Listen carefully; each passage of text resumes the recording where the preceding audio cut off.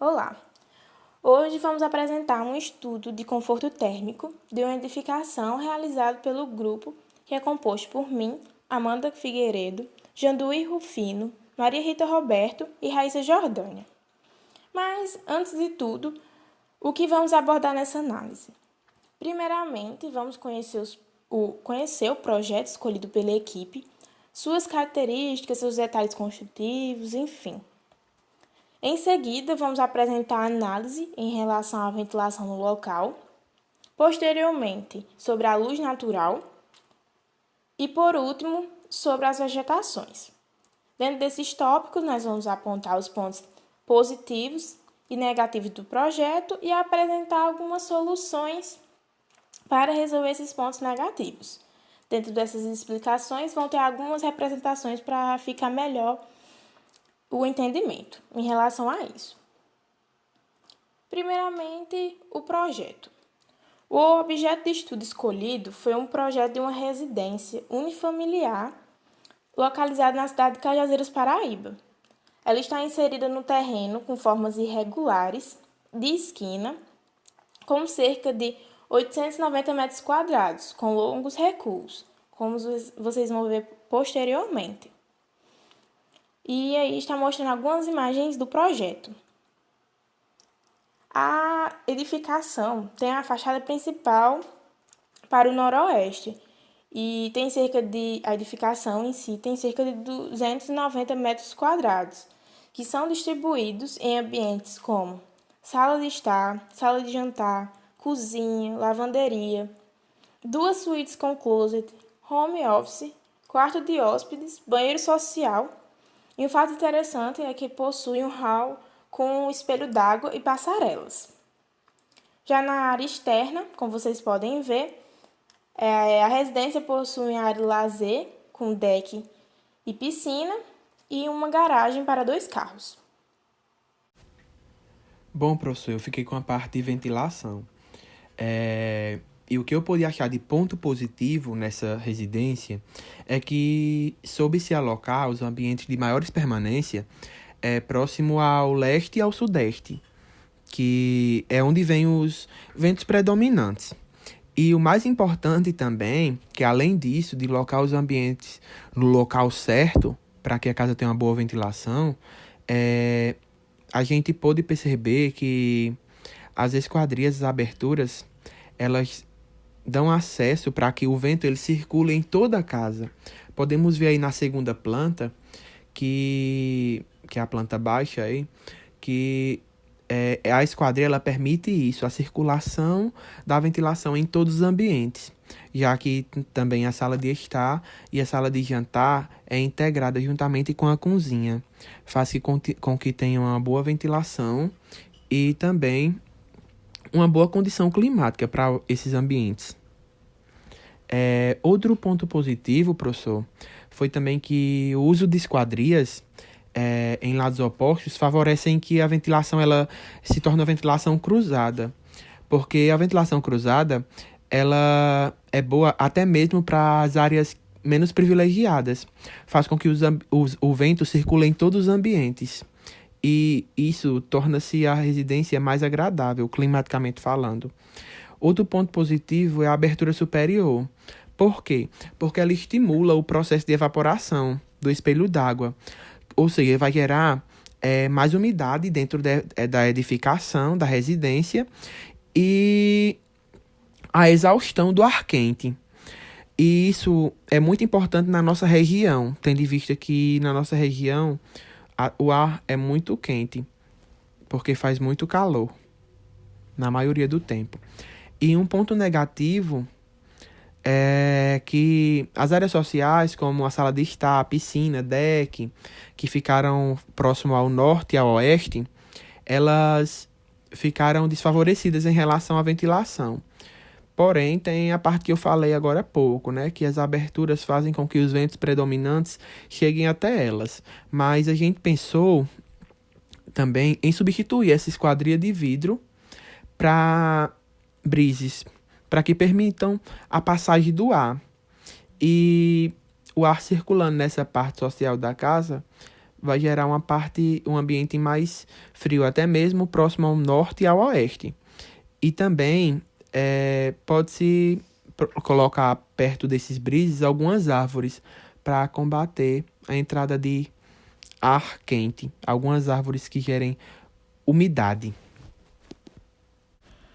O Brasil é um país privilegiado por ter em abundância a disponibilidade de luz natural, que é uma fonte de energia essencial para um bom desenvolvimento do projeto arquitetônico, onde colabora com sua fluidez estética e realça os espaços, tornando-os mais interessantes e esteticamente agradáveis.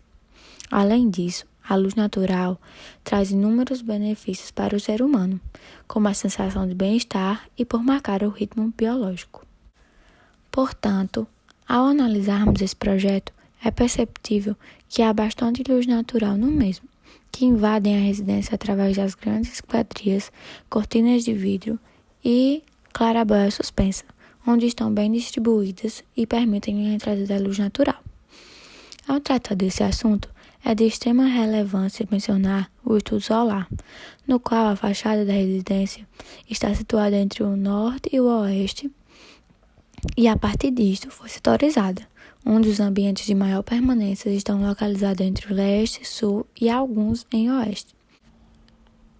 Ao chegar nesse ponto, deve-se levar em consideração soluções de conforto térmico, que é uma das principais funções construtivas, onde se atenua as condições negativas e aproveita os aspectos positivos oferecidos pela localização e pelo clima.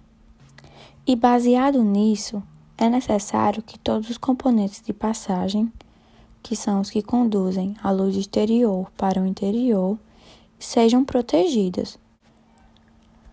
Apesar da iluminação natural ser um dos artifícios mais utilizados por arquitetos na criação de ambientes, o sol em demasia pode causar um desconforto e até mesmo impactar no conforto térmico das edificações. Pensando nisso, alguns elementos que controlam a entrada de luz no ambiente podem auxiliar, como beirais, cobogós e brises, que impedem a entrada da luz, e também pode-se utilizar toldos e cortinas.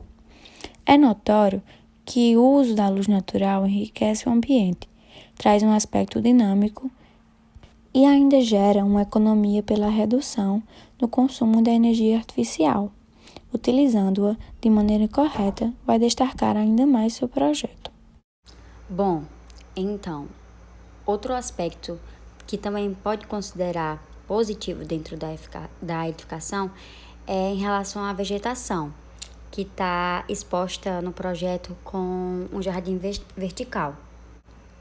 Além de ser bastante lindos, eles também funcionam como isolantes térmicos, reduzindo a temperatura ambiente, beneficiando também o aumento da umidade do ar, diminuindo também a questão da poluição sonora, e entre outros.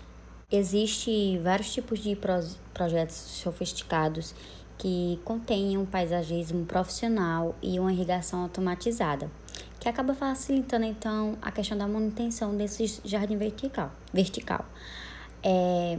E também existem até maneiras naturais que acontecem da própria vegetação acabar recobrindo o concreto, que muitas vezes isso ocorre com a ajuda de vegetações como a trepadeira. Além das inúmeras vantagens que o jardim vertical traz para uma edificação, é interessante também a possibilidade de cultivo de algumas hortaliças para o consumo próprio. E como todo positivo tem seu negativo, aqui também não poderia ser diferente. Bom, e para contornar essa situação, a gente criou algumas soluções, como já foi dito anteriormente pelos colegas. Como no próprio slide especifica, o projeto é muito carente de vegetação ao seu entorno.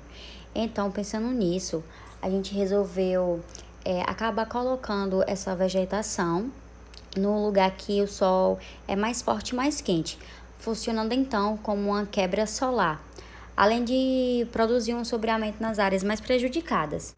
Esse sombreamento pode ser utilizado como técnica de resfriamento passivo da edificação, não permitindo que o sol direto penetre no ambiente durante as horas mais quentes, como eu já havia comentado.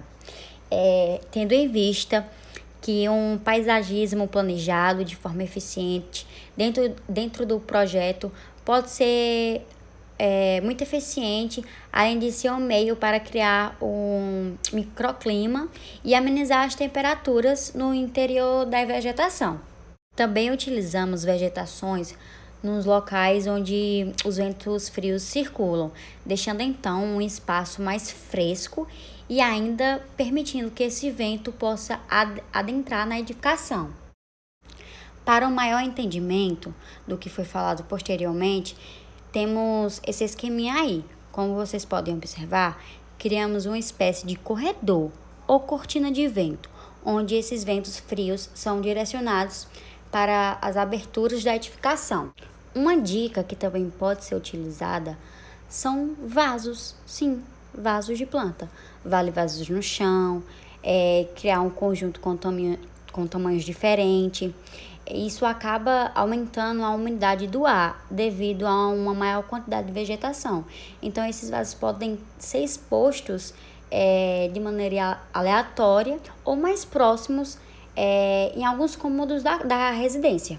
Mais do que quantidade, escolher as plantas corretas vai facilitar a manutenção e potencializar o efeito refrescante. Por isso, as folhas grandes são as mais indicadas. Portanto, essas foram as soluções. E assim chega ao fim da nossa apresentação. Muito obrigado, professor, por acompanhar até aqui.